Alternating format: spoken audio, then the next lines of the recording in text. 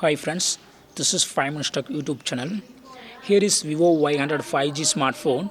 In this video, you will learn how you can enable 3 finger swiping down screenshot in your phone Vivo Y100 5G. Sometimes if 3 finger swiping down screenshot is not working, you have to enable these settings. Here it's not working. See here. I swipe down with 3 fingers and screenshot is not taken.